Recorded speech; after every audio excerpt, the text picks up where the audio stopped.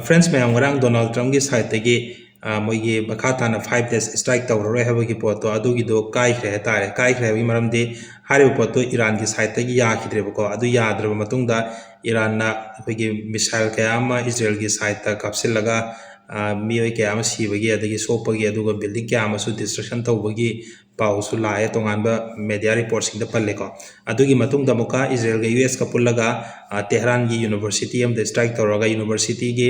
professor amaga mahaki macha ani maga laikhidre habagi media report sing disu adumana palle aduga tasengna hojiki poto Trump ki side tagi hojiki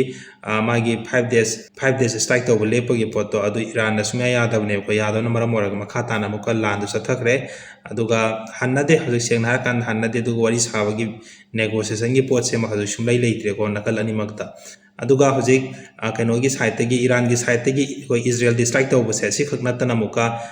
Kuwait to strike tawwe aduga Dubai to strike tawwe aduga kaino to Saudi Arabia to bisal kapsil habagi wari ke ama hojik Al Jazeera news to su yawre ko aduga Kuwait ki side te Iran dagi misal yamna kapsil no maram mora aduga makoi gi power plant ke ama destroy tawraga mai mamme habagi pauso Al Jazeera to su yawre adu Israel ki side te su mogi Israel ki IDF khara sibagi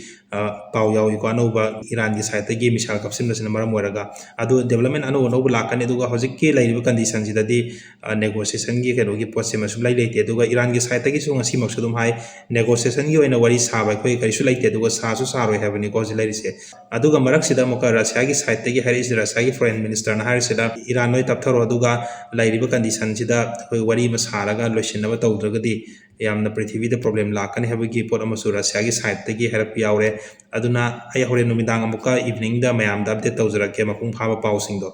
thank you all.